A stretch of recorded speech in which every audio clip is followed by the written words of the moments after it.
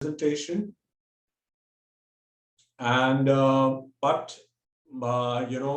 since we have less time, I'll briefly explain as to what are the provisions, and then also take you through the drafting requirements for each and every application which we are going to cover today. So let me begin with today's presentation, which is the topic we are going to cover today is drafting of written statement, add a set-off or counterclaim, application for temporary injunction, application for vacation of temporary injunction, application for representative suits under Order 1, Rule 8, application for addition or substitution of parties under Order 1, Rule 10, and application for amendment of pleadings under Order 6, Rule 17 of Code of Civil Procedure. Next slide, please. So the first topic is about how do we draft a written statement. Let me briefly give you an idea as to what is a written statement. The definition, the term written statement has not been defined in the Code of Civil Procedure. However, it means the pleadings of the defendant, wherein the defendant deals with the facts alleged in the plaint. It is a paragraph-wise reply of the plaint in which the defendant either denies or admits each and every claim and allegation drawn up and filed by the plaintiff against him in the plaint. Also in it, the defendant pleads new facts and set up counterclaim and set off. Order 8 of CPC deals with the rules relating to the written statement. Next slide, please. So who may file a written statement? Written statement is filed by the defendant or his duly authorized agent. If there are several defendants, a common written statement can be filed by them. In such case, it must be signed by all of them. The written statement has to be signed by all the defendants if there are more defendants than one. Then whatever we file in the court, there has to be a verified document or verification, or there has to be an affidavit to whatever we state before the court. So so far as the verification is concerned, if there are more defendants, it can be verified by any one of the defendant. Next slide, please. So what is the time limit for filing the written statement? Order 8, Rule 1 provides that defendant shall, within 30 days from the date of service of summons, can file a written statement. Now, proviso to Order 8, Rule 1, which is inserted by the Amendment Act of 2002, states that if the defendant fails to file written statement within a period of 30 days from the date of service of summons, same can be filed on such other day, but not later than 120 days from the date of service of summons. So the time limit has been extended maximum to 120 days for filing for the purposes of filing of the written statement. Now, the amendment which has come through in 2002, and also there has been amendment so far as the Commercial Division and Commercial Appellate Division of the High Court, Courts Act 2015 is concerned. The Act has also made certain amendments in the Code of Civil Procedure. It has added the proviso to Order 8, Rule 1. According to it, in a suit or of a commercial dispute of specific value, if the defendant fails to file a written statement within 30 days from the date of service of the summons, he shall be allowed to file the written statement within the outer limits of 120 days from the date of service of the summons. The Supreme Court in SCG Contracts India Private Limited versus KS Chamankar Infrastructure Private Limited reported in 2019, 12 SEC 2010 held that proviso added by the Commercial Courts, Commercial Division and Commercial Appellate Division of the High Courts Act is mandatory, and no written statement can be taken on record in commercial suits if it is not filed within 120 days from the date of the service of the summons. There is a change. Previous judgment says that it is directory, not mandatory, but now with this judgment, there is the decision by the Supreme Court that the written statement has to be filed within 120 days. So there's a clear, definite and mandatory provision of Order 5 Rule 1 read with Order 8 Rule 1 and 10 as amended by Commercial Courts, Commercial Division and Commercial Appellate Division of the High Court cannot be circumvented by recourse to inherent power under Section 151 of the Code. 151 is discretionary of the court, wherein the court under certain circumstances could extend the period, but with this judgment, there is a time limit within which the defendant has to file the written statement. Next slide, please. So what is the duty of defendant? The duty of the defendant to produce documents upon which the relief is claimed. Under Order 8, the rules contain the provision regarding the manner and the format in which a statement must be written and provided for other requirement as to its production.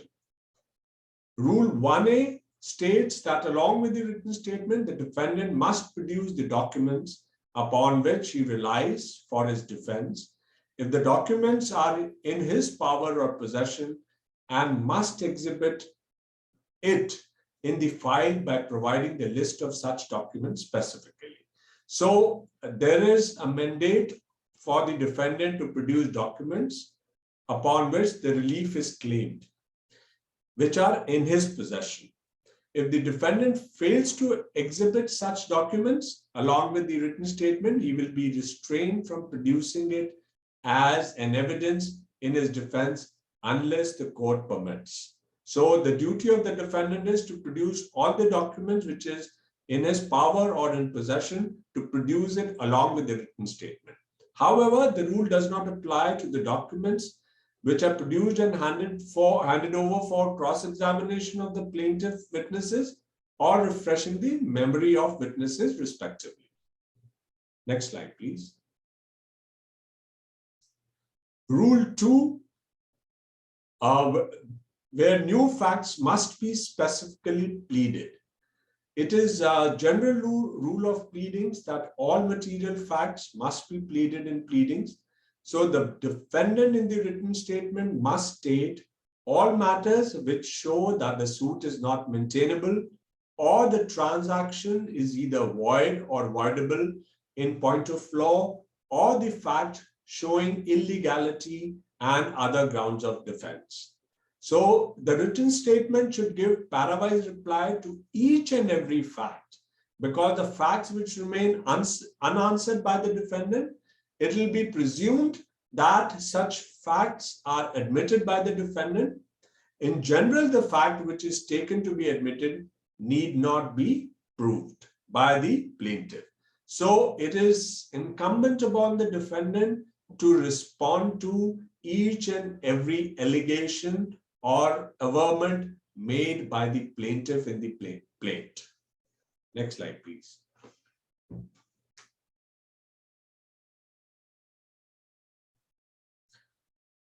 Now, what are the rules governing denial and deemed admissions? If the defendant does not deny, then when it would be considered as deemed admission on the part of the defendant.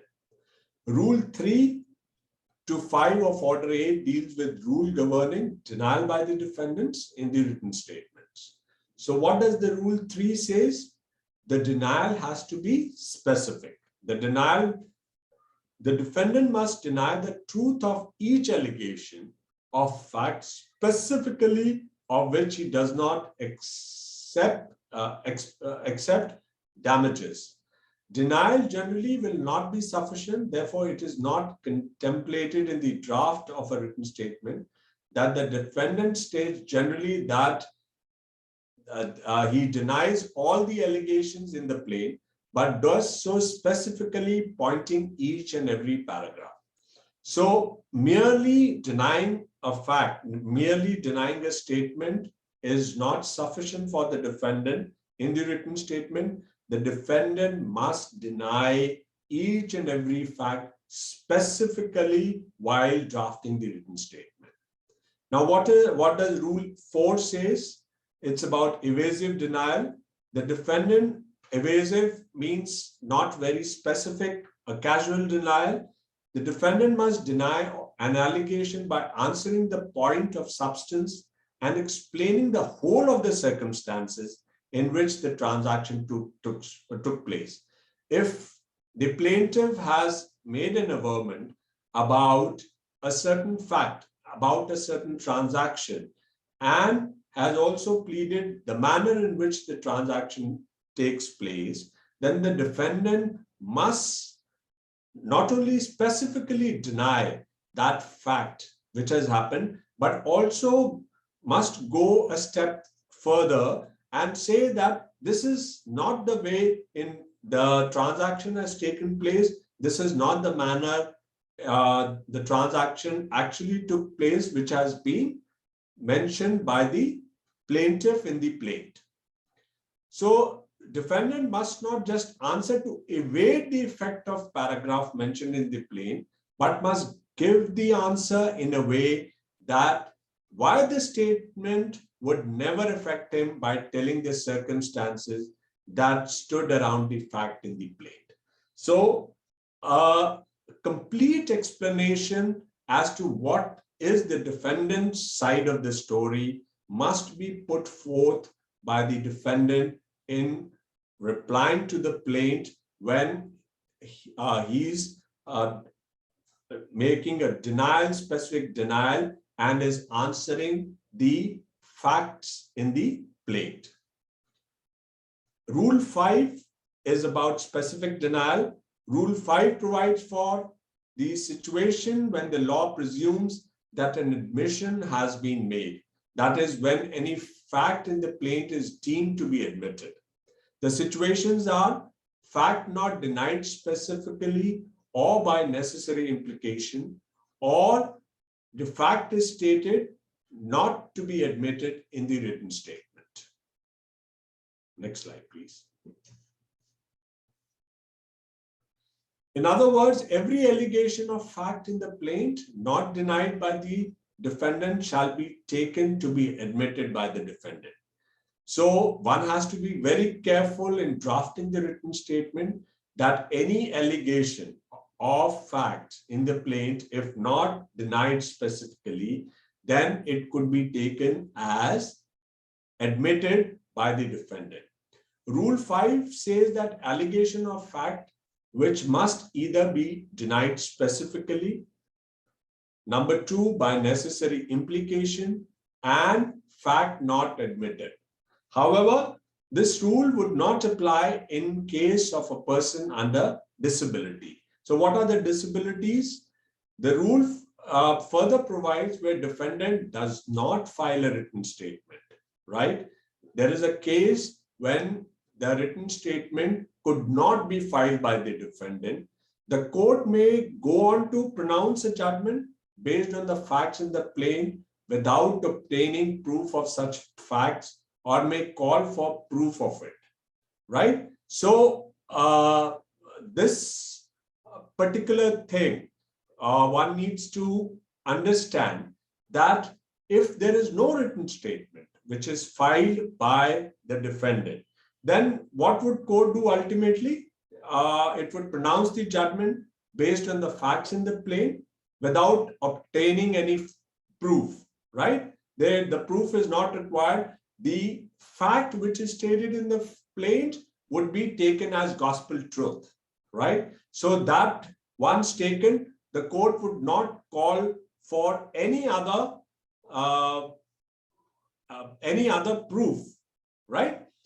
However, the court may in its discretion require any fact to be proved except by admission, reason being you cannot admit or deny at the same time, right? Certain facts the court may require the plaintiff to prove, even though there is no admission or denial by the defendant. Also, the proviso to this sub-rule of Rule 5 says not only admission, but other proof also, right? Then Section 331 of Indian Evidence Act, which says that admission, not conclusive proof, but may also stop. Next slide, please. These are the cases where Supreme Court has dealt with Rule 345, and it has held that written statement should answer the point in substance.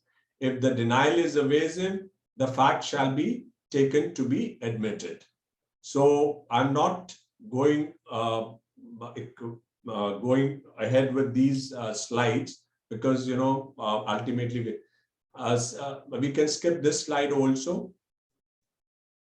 So what is the preparation of written statement requires?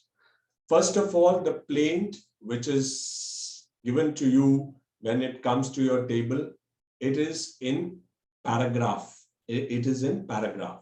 So it is when it is paragraph is there in the plaint, you have to respond to each and every paragraph serially, right? So number one, as the plaint is drafted, you have to similarly draft the reply by answering it para-wise. That is, with reference to para 1, I say and submit that I do not admit these facts, right?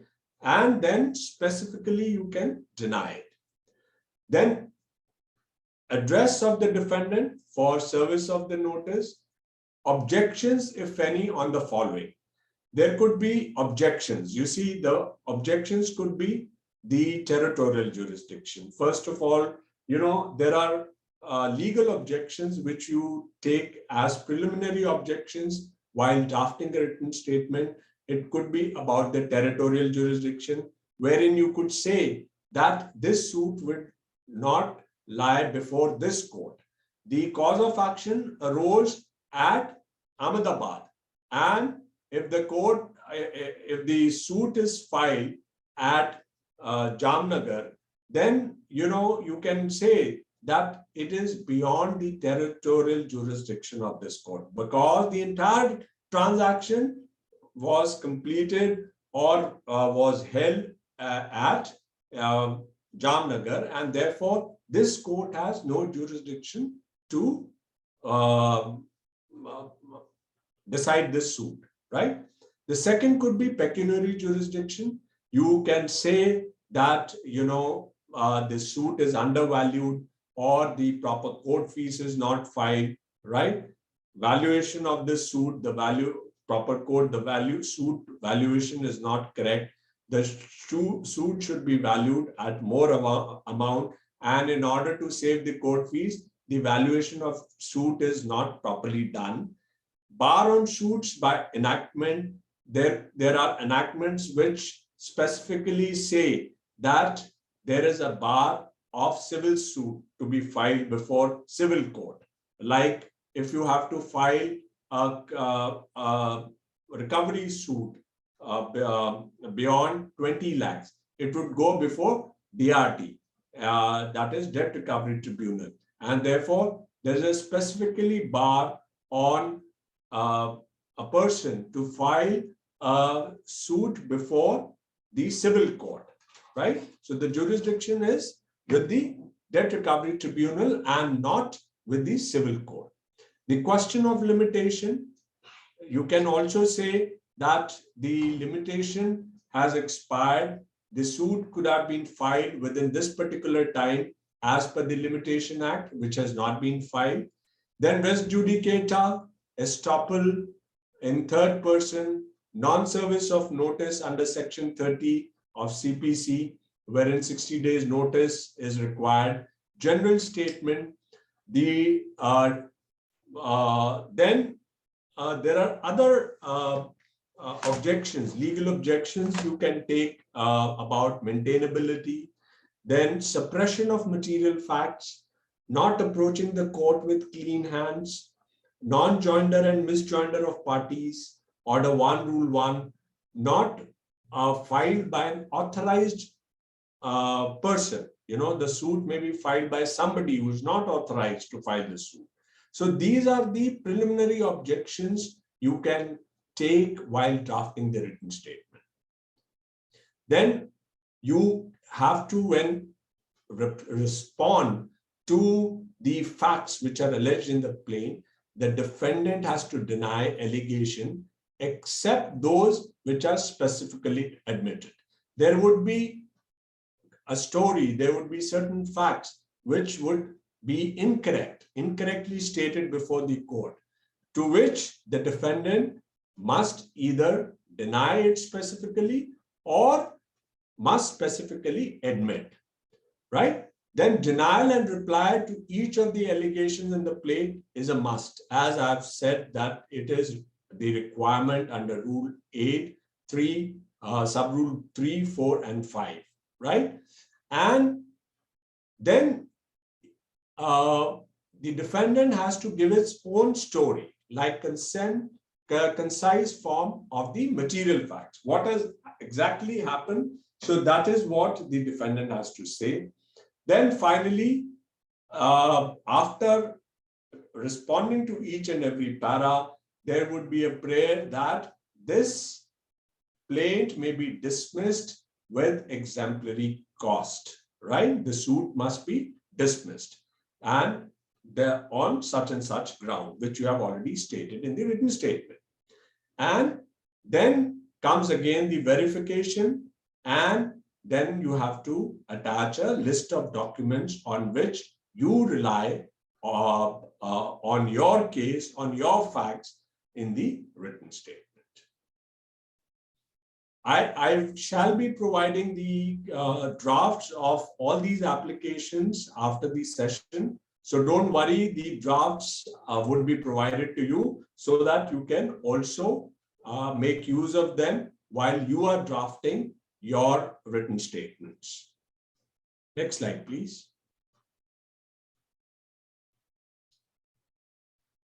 So the next topic we have to deal is about addition of a set-off or a counterclaim.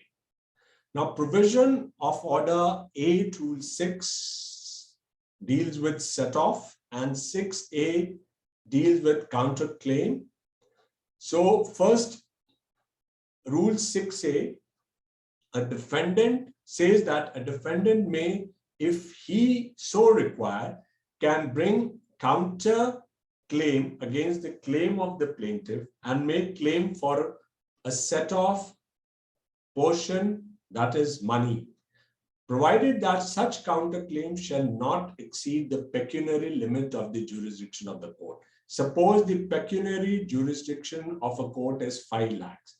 Then the counterclaim cannot be more than 6 lakhs, right? So it has to be within the pecuniary jurisdiction where a plaint has been filed by the plaintiff. It can be made in the same pleading so as to enable the court to pronounce a final judgment in the same suit, both on the original claim and on the counterclaim. The plaintiff respondent shall be at liberty. You see, in your counterclaim, the plaintiff would become a respondent and shall have the liberty to file a written statement in answer to the counterclaim of the defendant within such period as may be fixed by the court. The counterclaim shall be treated as a plaint and governed by the rules applicable to the plaint. So the plaintiff would have liberty to deal with your counterclaim as if you have dealt with his plaint in your written statement. So the plaintiff would have the right to respond and file a written statement. Next slide, please. What is a set-off, which under Order Rule 6? Order 8 Rule 6 of the code lays down the rule relating to legal set-off. There is another set-off called equitable set-off, which we are not going to deal with.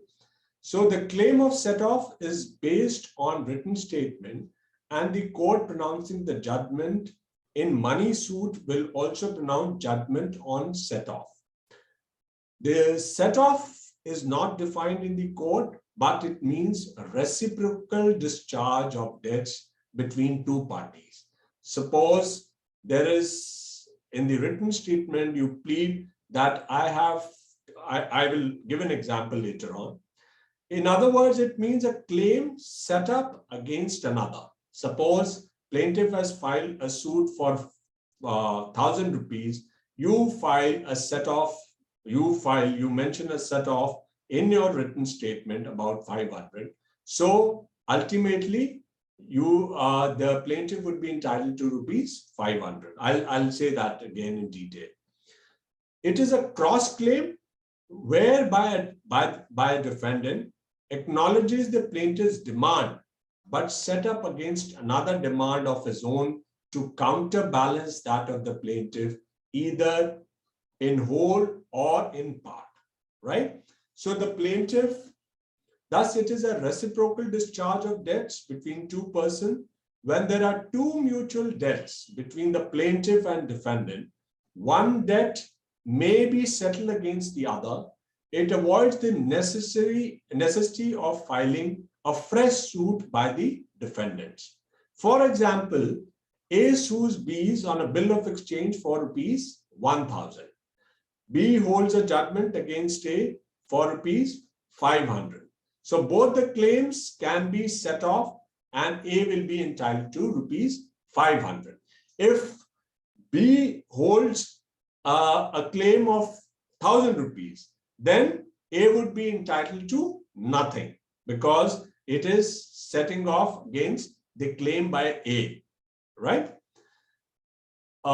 In Jayantilal versus Abdul Aziz, AIR 1956, Patna 199, the Supreme Court defined set-off, it should be Supreme Court, defined set-off as the extinction of debts of which two persons are reciprocally debtors to one another by the credits of which they are reciprocally creditors to one another. So there is a reciprocity of relationship between the plaintiff and the defendant and the plaintiff. Next slide, please.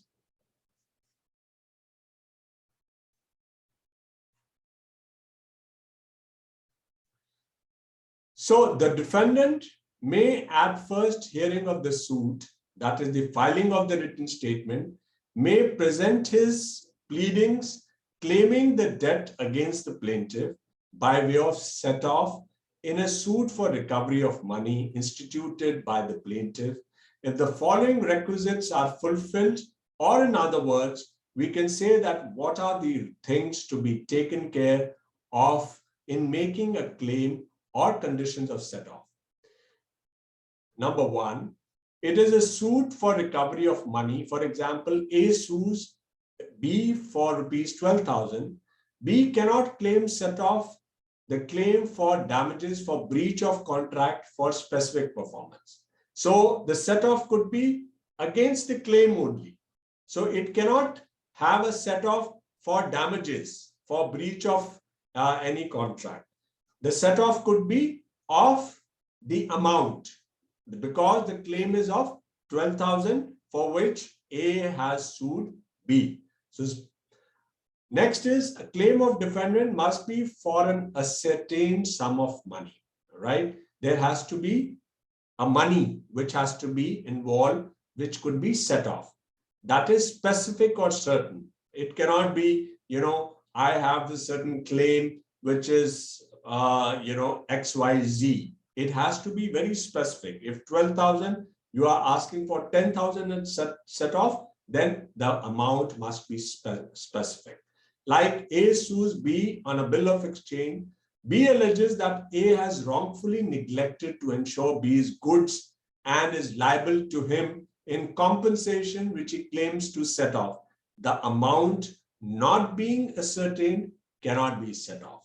So what B is asking here is compensation. And for what?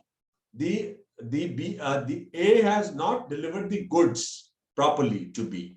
So this amount is not ascertained, so they cannot be set off. Such sum should be legally recoverable. It should not be time barred. For example, A sues B for rupees 10,000. B cannot claim set off for any amount due to him towards salary for performing illegal activities of A. Right? So it has to be legally recoverable. Something which is not legally recoverable cannot be made part of a set off. Next, it must be recoverable by the defendants or by all the defendants if more than one. Right? It must be recoverable from the plaintiff or all the plaintiffs if more than one. Such sum should not exceed pecuniary limits of jurisdiction of the court, as I have already explained. Both parties must be in same character in set-off as well as in suits. Like the plaintiff and defendants must be the parties as they were parties exhibiting in the plaint. Next slide, please. What is the effects of set-off? When a defendant pleads set-off, he is put in possession of plaintiff as regards the amount claimed by him. So there are two cross suits which are tried together, and the court pronounces judgment in respect of both of them.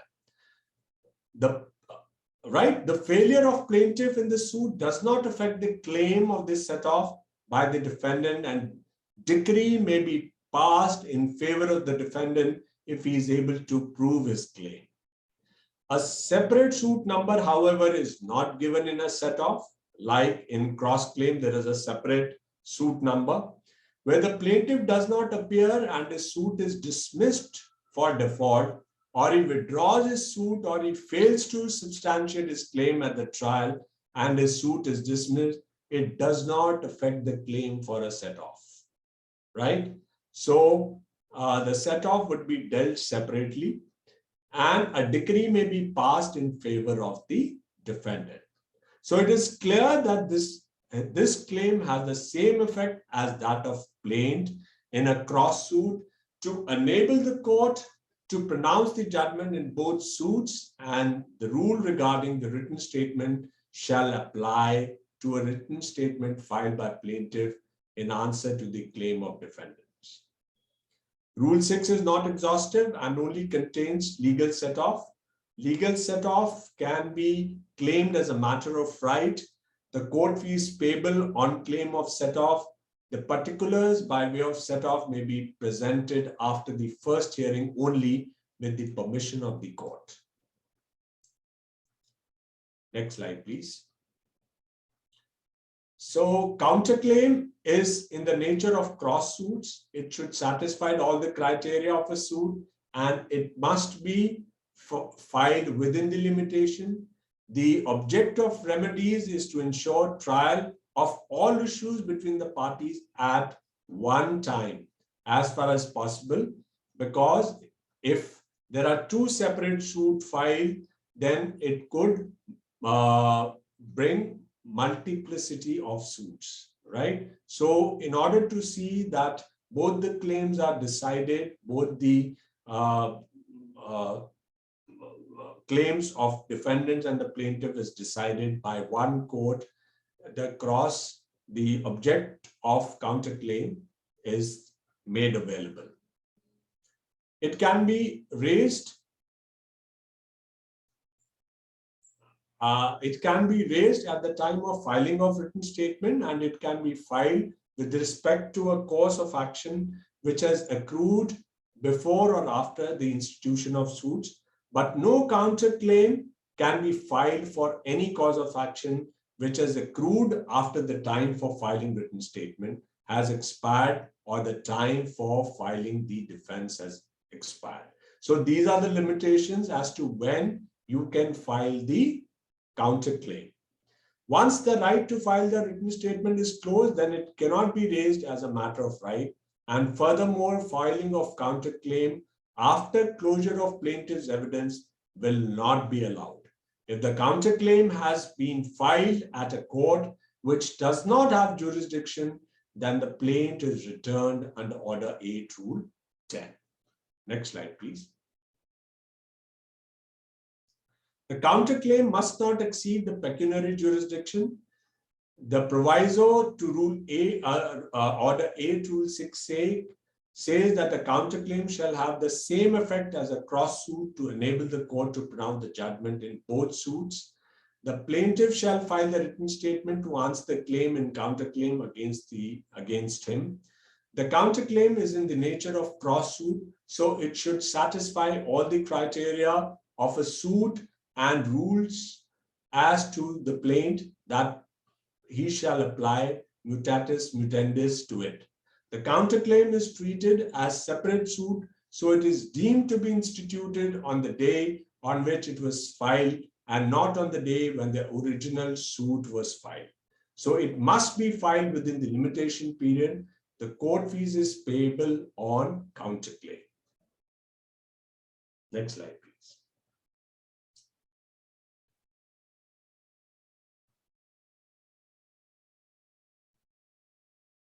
This is about limitation. I would not take you to this slide because set-off is never barred by any limitation. Counterclaim may be barred by limitation.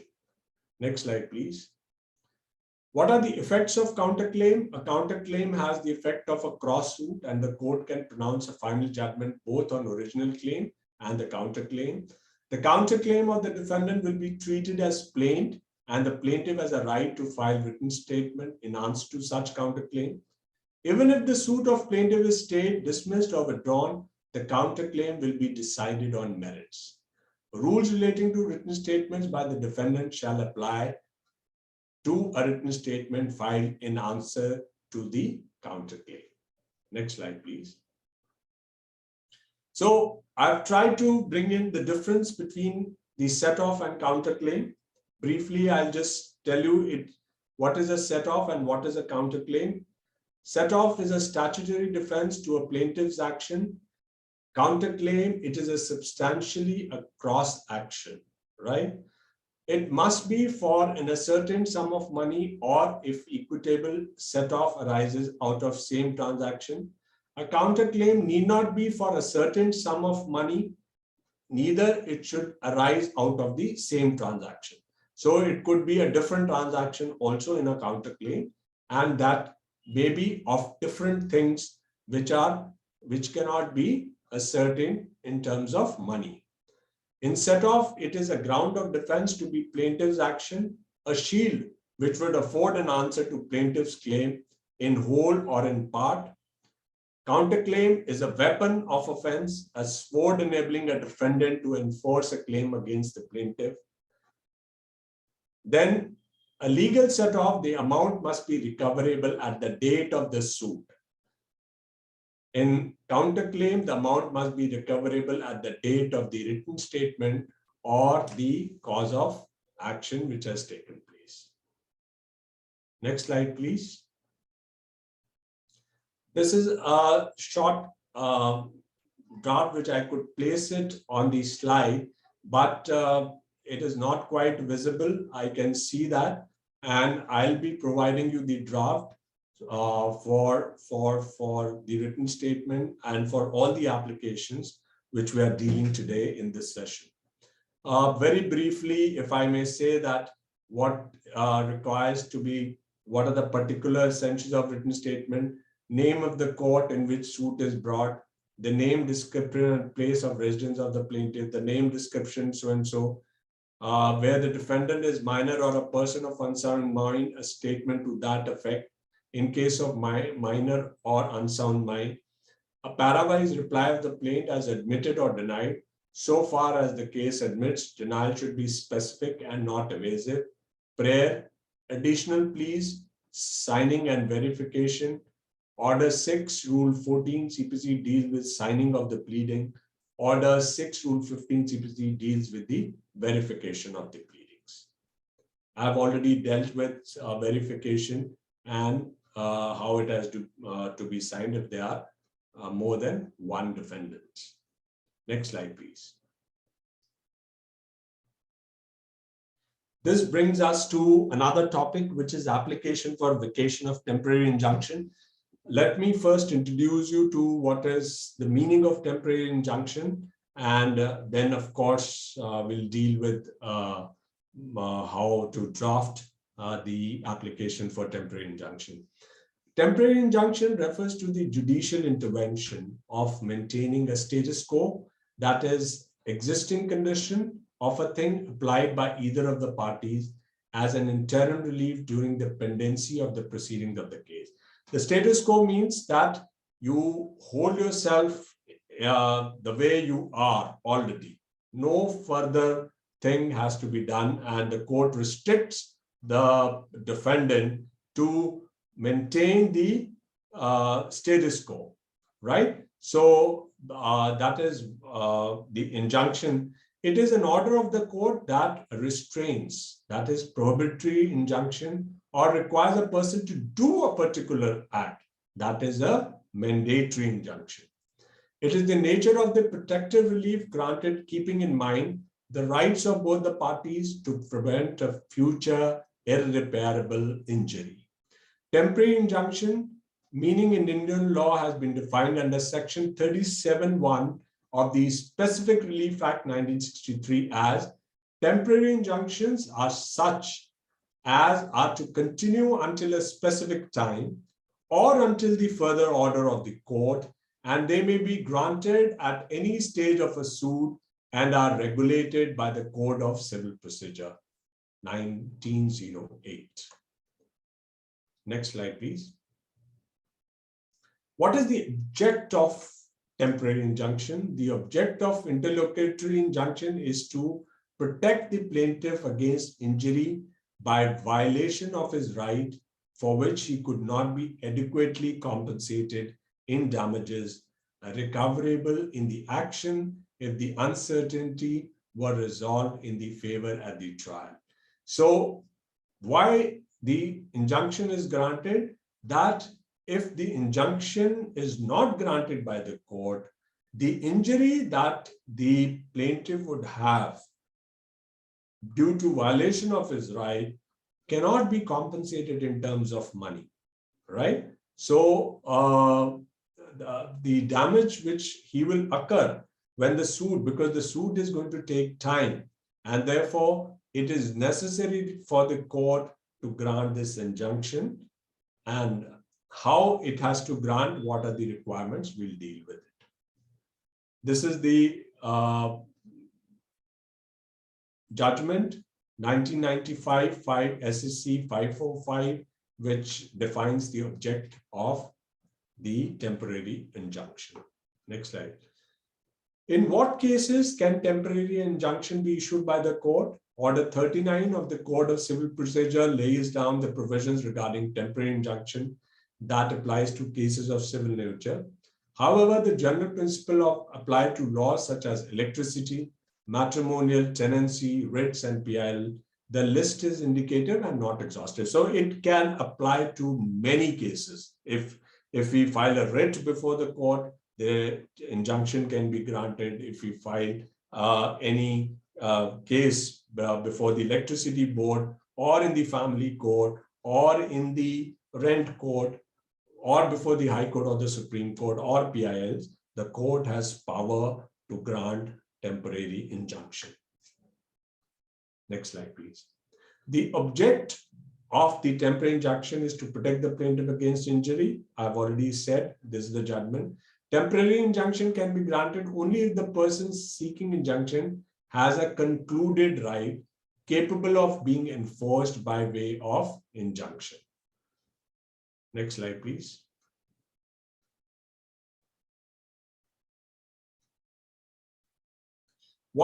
should be the ingredients? It is well settled that for grant of temporary injunction, 3 factors have to be satisfied, which are prima facie case, balance of convenience, and irreparable loss. I'll deal with them in detail. The Honorable Supreme Court in the case of Dalpat Kumar versus Prahlad Singh reported in AIR 1993, Supreme Court, page 276, held that there should be 3 factors. Number 1, there is a serious disputed question to be tried in the court, and that enact on the facts before the court. There is probability of his being entitled to the relief asked for by the plaintiff or defendant. Number 2, the court's interference is necessary to protect the party from the species of injury. In other words, irreparable injury or danger would ensue before the legal right would be established at the trial.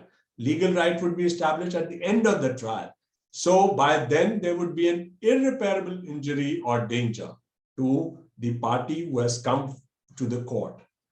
Then that the comparative hardship or mischief or inconvenience which is likely to occur from withholding the injunction will be greater than that would be likely to acted from granting it. So the injury would be so much, the mischief or inconvenience is so great that withholding of injunction would be causing greater harm to the person which has come before the court. Next slide, please. So what is a prima facie case? Number 1, prima facie case, balance of inconvenience and causing irreparable loss. I'll deal with each of them one by one. Prima facie case does not mean that the plaintiff should have a 100% case, right? What we mean by prima facie case is that there is a case apparent on the pleadings which has come before the court, right? It need not be like the plaintiff would definitely win or the applicant who has filed the application for temporary injunction has a 100% case, right? So it should have, but it does not mean the plaintiff should have a 100% case, which will in all probability succeed in trial. Prima facie case means that the contentions which the plaintiff is raising require consideration on merit and are not liable to be rejected summarily, right? So the court should feel that the pleadings with which the plaintiff has come forward has a case, prima facie case, right? And it requires consideration. It requires trial. It requires establishing of the facts in detail, or it requires the decision on the right of the party which has come forward. So the burden is on the plaintiff to convince the court that there is a prima facie case by furnishing sufficient evidence or otherwise in his favor. So while drafting the application for temporary injunction, these are the factors which you must keep in mind. You have to convince the court. So you have to bring in those facts so that the court feels that the injunction must be granted in favor of your client. In Kashinath Samston versus Srimad Sudhindra Tirthan Swami, reported in 2010, 1 SEC 689, it was held by the court that prima facie case must precede an order of injunction. Only if there's a prima facie case, then the court will move ahead to examine other factors. If the prima facie case is not made out, the applicant is not entitled to a temporary injunction. The facts which I'm bringing to you is that these are very important factors which you must keep in mind while drafting the application, right? If these factors are there at the back of your mind, you'll be able to put in such facts in your application so that the court is compelled to grant an order in favor of your client. Next slide, please. To see now, the next factor is balance of convenience. To see that there is a balance of convenience, it is necessary to compare the case of the parties. So it is difficult. You see that how the court has to balance the equities, balance the rights, as it is a balancing on the scale. So this is how we day in and out talk about balance of convenience in the court. It is necessary to compare the case of the parties. Comparative mischief or inconvenience which is likely to sue from withholding the injunction will be greater than which is likely to arrive from granting it. So this is what the court has to balance. The balance of convenience must be in favor. Previous slide. Balance of convenience must be in favor of the applicant before granting an order of injunction. The court must be satisfied that the mischief, hardship, or inconvenience which is likely to be caused on refusal of the plaintiff is greater than that which is likely to be caused to the opposite party by granting it, right? So this is how the court measures when it grants an injunction in favor of the party which has come forward with an application of temporary injunction. Next slide, please. Irreparable loss, the third factor. The applicant must further satisfy the court that there is a possibility of irreparable harm, that this harm will never be repaired by, after the case is decided, this harm would cause such a great harm. The degree of the harm is going to be so much that when the court would decide ultimately the rights of the parties, that will never be able to repair. So, and that an order of temporary injunction is not issued will injury him. Irreparable harm may refer to damages that may not be possible to be compensated in pecuniary terms. Supposingly, the court decides the case in your favor and grants you certain rights or holds something in your favor. But by then, your client must have suffered such an injury that even if the court wants to compensate you after deciding your right, that cannot be compensated in terms of money, right? The trauma, the distress which is caused to your client is so much that even if the court grants you, of course, so far as compensation is concerned, in tortious liability, the courts are granting liberally the compensation. But otherwise, there are so many cases where compensation is very conservatively granted by the courts. So even if you have a good case, even if you have a 100% case, which the court has decided, but ultimately the injury over the period would cause such great harm to you that even if the court grants you some money or compensation, that your harm is not repaired, right? If damage in the measure recoverable of at common law would be an adequate remedy, and the defendant would be in a financial position to pay them, no interlocutory injunction should normally be granted, however strong the plaintiff's claim appeared to be at that stage. If, on the other hand, damages would not provide an adequate remedy for the plaintiff in the event of his succeeding at the trial, the court should then consider it as irreparable harm. So it must be noted that expression irreparable injury does not mean that there should be no possibility of repairing the injury. It only means that there exists no specific or fixed pecuniary standard for measuring damages inflicted. However, a mere difficulty in proving injury does not establish irreparable injury. Next slide, please.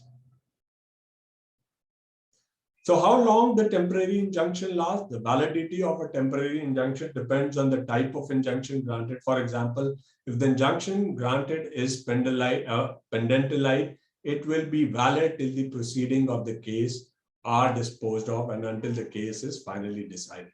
If it is only for the purposes during the pendency of the case, the court has granted you injunction, it would end the moment the case is decided. If the suit is dismissed, the injunction is also vacated. If the suit is for permanent injunction, a temporary injunction made by the court is made perpetual or permanent as a part of a decree passed by the court. Next slide, please.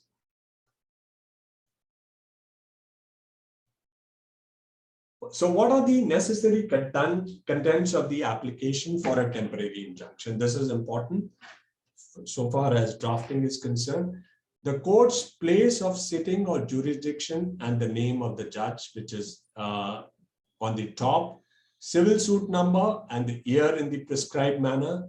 The names of the parties in the suit should be properly mentioned as plaintiffs and defendants. A clear mention of the provision under which the suit has been filed. A clear mention of the purpose of the cause that has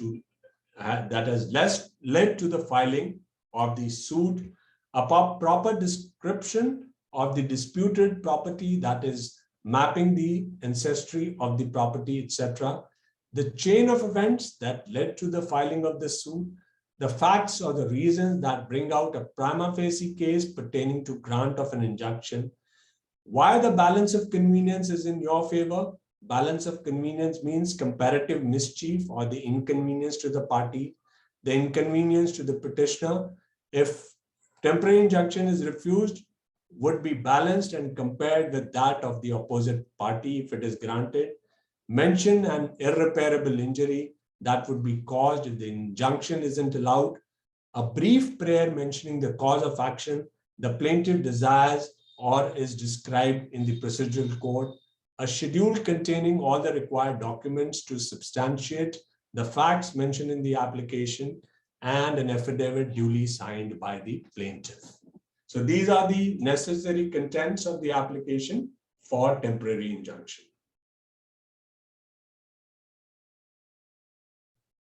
What are the common mistakes we do while drafting? Negligence in mentioning the names of the parties and the court, wrong usage of words, punctuations, and faulty grammar, not substantiating the facts with enough documents or proofs, using legalese instead of simple English. Legalese means your legal language should not be used. You see, don't make your drafts very flowery or very use very complicated language. Keep it very simple English, because you see, every communication is a good communication which is understandable by the other side, whether it's a judge or whether he's your friend, whether anybody. So this is how we do it while writing the written statement.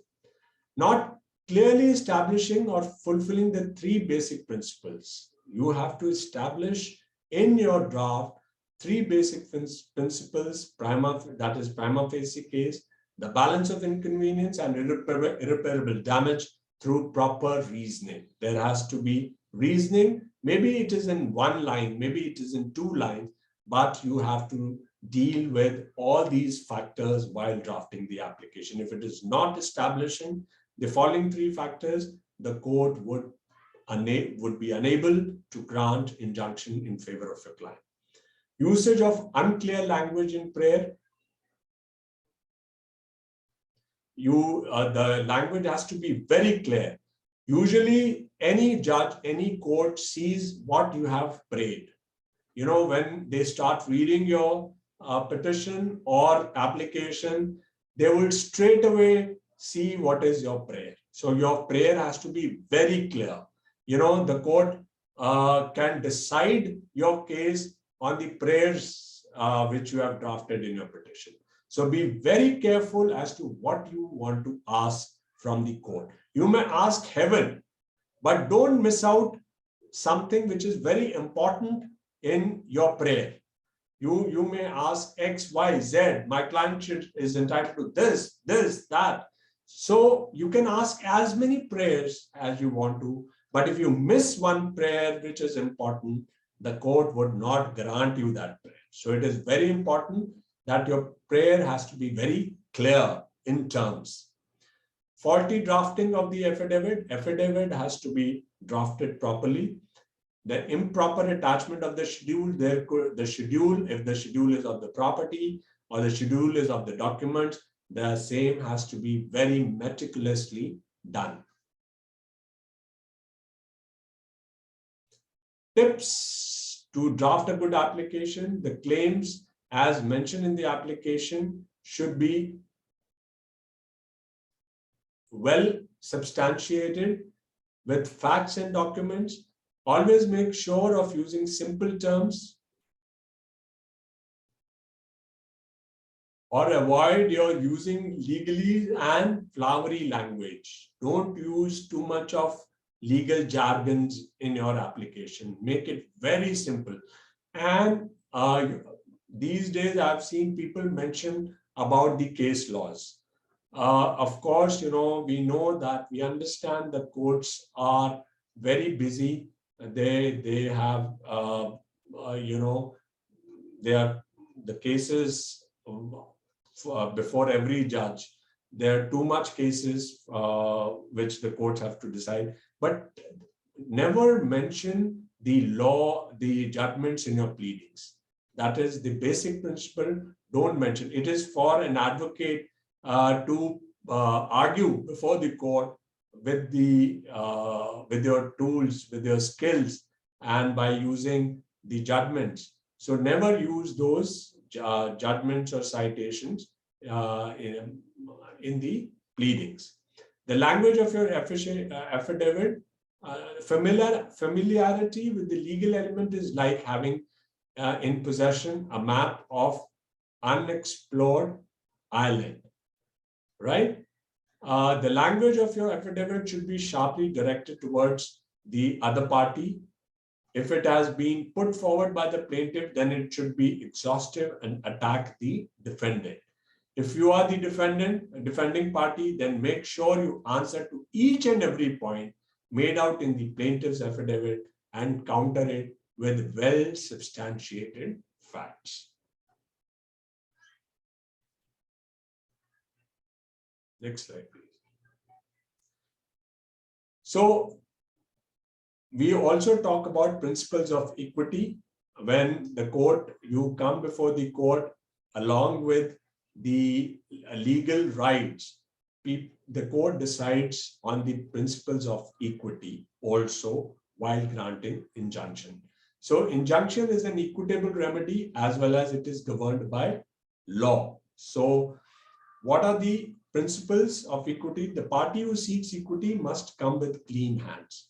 There should not be a wrong statement, false statement, or misleading statement in your pleadings. The party who suppressed the material fact from the court does not deserve to get any discretionary relief, much less an order of temporary injunction. So you must not suppress any facts. The court, you must come forward with all the material facts so that the court sees the bona fide of your client and grants you an equitable relief. There are a lot of reliefs which are at the discretion of the court, and therefore the court has to see what the pleadings are. The party who seeks equity must do equity, right? So this is one principle. Delay defeats equity is very much important while deciding the ad interim. If some cause of action has arisen 2 months ago and you are filing the application after 2 months, then definitely court would see that you have survived these 2 months. Why have you come to me now? So you have come with a delay, and therefore the court would not grant you an injunction. The party cannot take disadvantage of his own wrong is also very important. Where there is a right, there is a remedy.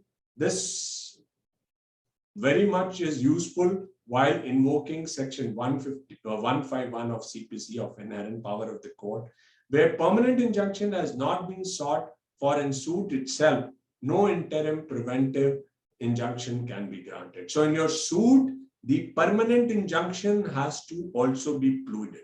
So that is what I say, when you are asking for, when you're drafting your prayers, the thing has to be mentioned in the suit also. Temporary injunction is relatable to permanent injunction, which you have asked in the plaint. So that has to also be done. Next slide, please. So this is an application. I'm unable to, read it, but this is the form of application which I would be giving it to you. Next slide, please.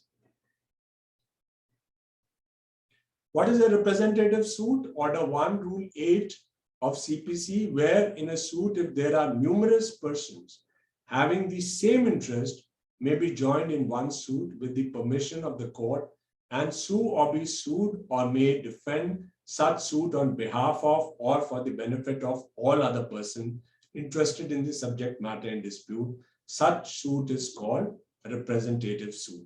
So that there must be a common interest of people so that the suit can be decided as one suit. That is the purpose of representative suit. The object is to facilitate the decision in which they are interested without recourse to the ordinary procedure of filing individual suit. If you file 10 suits, if there are 10 people who have a common interest in a particular suit, they are asking for a similar prayer, then that suit can be decided as one. There is no necessary for each and every party to come forward and file a separate suit, because that would create not only the bulky record, it would also create multiplicity of proceeding, and therefore the court has to decide one suit which will take care of the interest of all other parties. The condition of application of Rule 8.1 of Order 1 is that there are numerous persons having the same interest in one suit. The court may direct that one or more of such persons may sue or be sued, or may defend such suit on behalf of or for the behalf of all persons so interested. So one person becomes the representative and he files a suit, and the court takes it as representing all other people who have the same interest in that suit. Next slide, please. Rules for representative suit is the permission of the court is a must, and a plaint should reveal that the suit is representative in character. Where a permission or direction is given, the court should order issue of notice at the plaintiff's expense. The notice should be given regarding the institution of the suit to all persons so interested, either by personal service or way by reason of the number of persons, or by way of public advertisement, as the court in each case may direct. Any person on whose behalf or for whose behalf a suit is instituted or defended may also be made a party to such suit. In order to determine whether the person who sue or sued or defend have the same interest in one suit, it is not necessary to establish that such person have the same cause of action, right? So there could be different causes of action, but the interest has to be same. As the person on whose behalf or for whose benefit they sue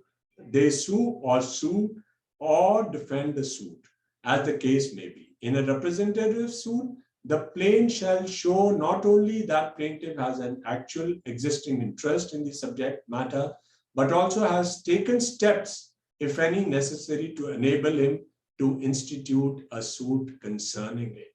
He has, the court would see a bona fide as to whether you have done something, to fight against the violation of your right or not. You have come at the brink where you were about to file the suit, or you were unable to file a suit, but you have done such actions that were short of filing the suit, but you had the same interest. Next slide, please. Essentials are there must be numerous persons, they must have common interest, the plaintiff should obtain prior leave of the court, notice should be given to proposed defendants. Next.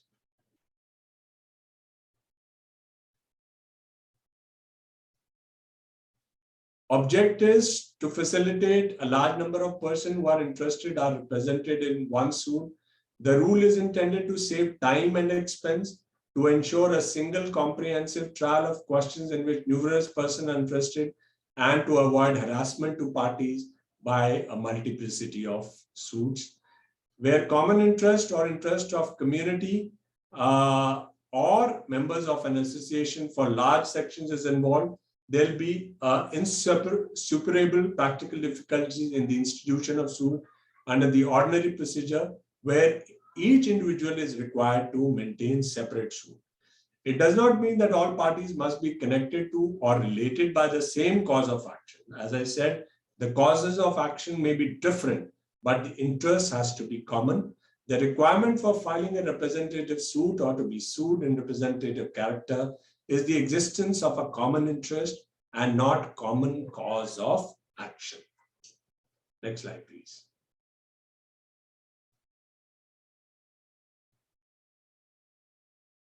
Pleading, in a representative suit, as regular suit, the plaintiff must clearly reflect pleadings on material facts and the issues involved for the decision of the court.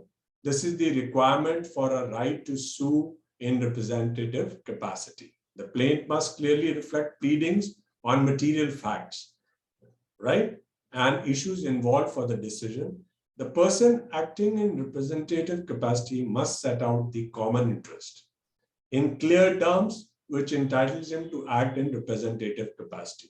So the representative must also bring out to the court that the interest of all others is common as his own interest. The pleading should not be vague or ambiguous.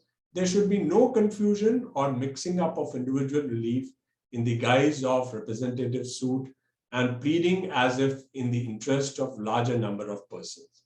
The pleading should comply with the requirements set out in Order 7 Rule 4, though it applies only to the plaintiff since the order deals with plaintiff, since there is no such clear rule in Order 8 dealing with defendant's written statement. Next slide, please.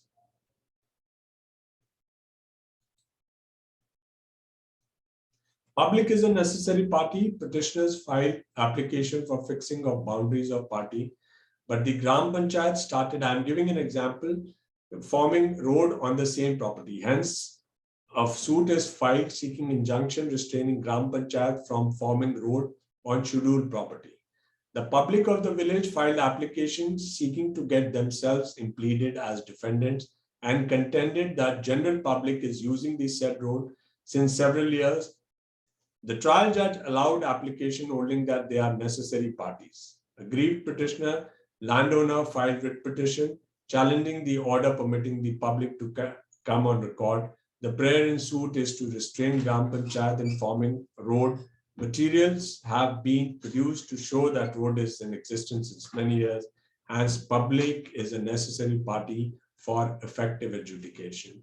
No infirmity in the impugned order of trial judge. That was held in Johann Lawrence Lewis versus Chantargrama Panchayat, Udupi Taluka District in 2010, 3 KLJ 543. The general rule in regard to prosecution of party is that plaintiff in a suit, the dominus litis may choose the persons against whom he wishes to litigate and cannot be compelled to sue a person against whom he does not seek any relief. A person who is not a party has no right to be prosecuted against the wishes of the plaintiff, but this general rule is subject to the provisions of Order 1, Rule 10 of CPC, which provides for dominus litis of proper or necessary parties sued in the name of wrong plaintiff. Dominus litis is the person to whom a suit belongs. This also means master of the suit. The person has real interest in the decision of a case. It is this person who will be affected by the decision in a case. This person derives benefits if the judgment is in favor or suffers the consequence of an adverse decision. A person can be dominus litis even if his or her name does not appear in a case proceeding as a petitioner or defendant or as a plaintiff or defendant. This person will be liable for the expenses incurred if the person under cover of whom this person was litigating defaults in the payment. Next slide, please. Court by order may strike out or add parties. The court may at any stage of the proceedings, either upon or without the application of either party, and on such terms as may appear to the court to be just, order that name of any party improperly joined, whether as plaintiff or defendant, be struck off or struck out, and that the name of any person who ought to have been joined, whether as plaintiff or defendant, or whose presence before the court may be necessary in order to enable the court effectually and completely to adjudicate upon and settle all the questions involved in the suit be added. Next slide, please. Necessary party, the court may at any stage of the proceedings, including suits for specific, either upon or even without any application, and on such terms as may appear to it be just, direct that any of the following persons may be added as a party. Any person who ought to have been joined as plaintiff or defendant but not added. Any person whose presence before the court may be necessary in order to be able enable the court to effectively and completely adjudicate upon and settle the questions involved in the suit. In short, the court is given the discretion to add as a party any person who is found to be necessary party or proper party. A necessary party is a person who ought to have been joined as a party and in whose absence no effective decree could be passed at all by the court. If a necessary party is not impleaded, the suit itself is liable to be dismissed. A proper party is a party who, though not a necessary party, is a person whose presence would enable the court to completely, effectively, and adequately adjudicate upon all the matters in dispute in the suit, though he need not be a person in favor of or against whom the decree is to be made. If a person is not found to be proper or necessary party, the court has no jurisdiction to implead him against the wishes of the plaintiff.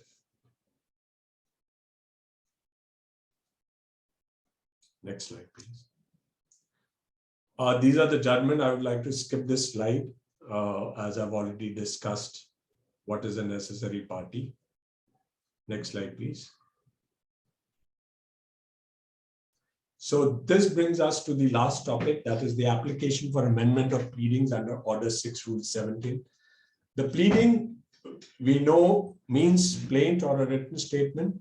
The plaintiff's pleading is his plain a statement of claim in which the plaintiff sets out his cause of action with all necessary particulars, and defendant's pleading is the written statement, a defense in which the defendant deals with every material fact alleged by the plaintiff in the plaint and also states new facts which are in his favor, adding such legal objections as he wishes to take to the claim.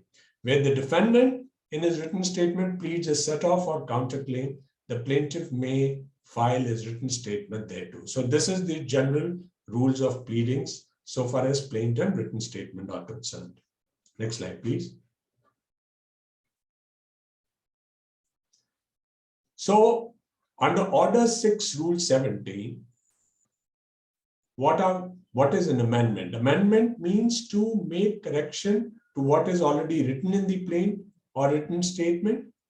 it may happen that sometimes one cannot plead all the material ideas, and that is why there is a need of amendment in the pleadings, right? So there are certain facts which you have missed, there are certain contentions you have missed, certain law points you have missed, that can be done through an application for amendment. So Order 6, Rule 17.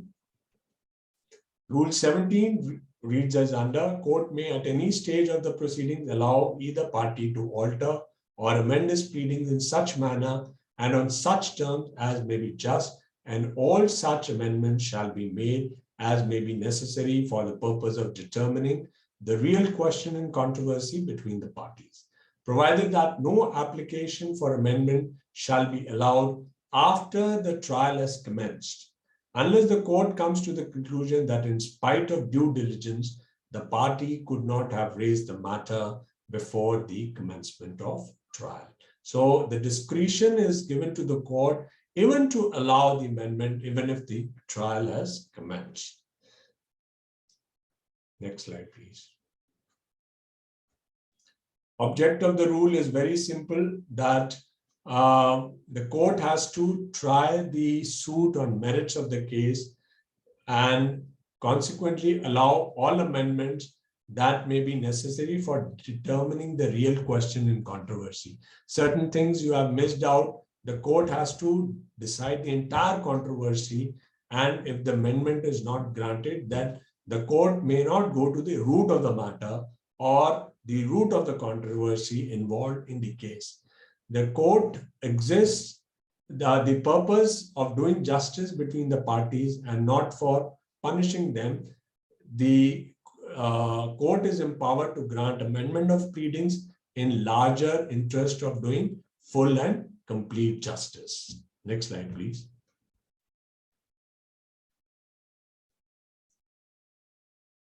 This is a general principle. The general rule, leave to amend, will be granted to enable the real question in issue between the parties to be raised in pleadings, where the amendment will occasion no injury to the opposite party and can be sufficiently compensated or by cost or other terms to be imposed by the order.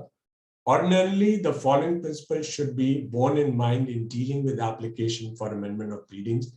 Number one, all the amendments should be allowed which are necessary for determination of the real controversies in the suit. The proposed amendment should not alter and be a substitute for the cause of action on the basis of which the original list was raised. Inconsistent and contradictory allegations in negation to the admitted position of facts or mutually destructive allegations of fact would not be allowed to be incorporated by means of amendment. Proposed amendment should not cause prejudice to the other side, which cannot be compensated by means of cost.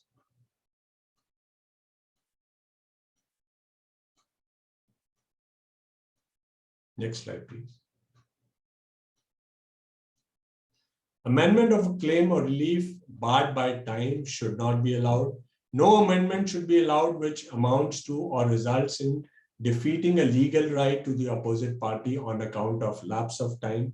No party should suffer on account of technicalities of law, and the amendment should be allowed to minimize the litigation between the parties.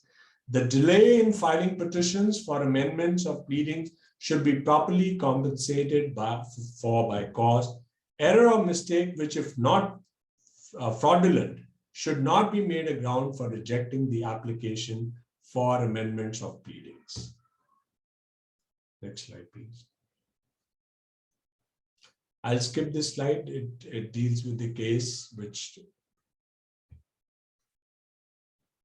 Next.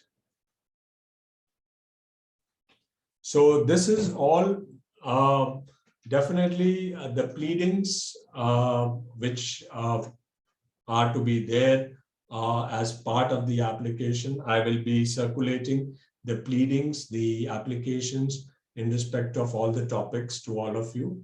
And because I had too many topics to deal with, we are also running short of time, and I will take your questions one by one. That is how I have completed. You will get all the application that would assist you in drafting your applications in the topics which we discussed today.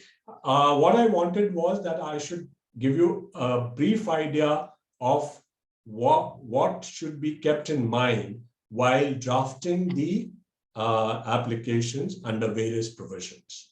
So what is the mind of the court? What is the law? What are the provisions? And when you have those things in your mind, this would enable you to draft the applications properly. Otherwise, it's all about facts. You're stating facts. You're narrating your prayer.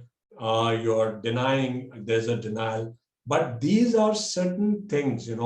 If they are in the back of your mind, your drafting would improve. Your drafting of any application, any pleadings would be all correct. So thank you very much. And I hope I've been able to convey, I've been able to bring what I could share with my presentation and with this session. Thank you very much. Thank you so much, sir. Because of paucity of time, we won't be dealing with the questions. Sir, we will mail you the questions of the participants, and you may give the answer to the question. We'll mail it to other participants. And my request is that, whatever applications drafts I'm sending, they would be helpful to the participants and they can make use of it, while they are drafting cases for their client. So that may be done, after the conclusion of this session. I'll be mailing you all the drafts. Thank you very much. It was wonderful to be with all of you. Thank you very much. Thank you so much, sir. Now we will definitely mail all the drafts which are being shared by you. Now I hand over the session to a campus ambassador of legal expatiate for vote of thanks. She is Tejaswini Verma. Over to you, Tejaswini. Thank you, Anaga ma'am. Now we are coming towards the end of today's sessions, and without vote of thanks, every session remains incomplete. Firstly, I would like to thank our today's resource person for enriching our knowledge and explain such a critical things and topic in an easier way. I also like to thank attendees of this session for kindly presence. Tomorrow we will meet on third day of our session on same time, that is on 6 p.m. Thank you so much for. Thank you very much, all of you. Thank you very much, Legal Expatriate, for inviting me over. Thank you so much, sir. Thank you.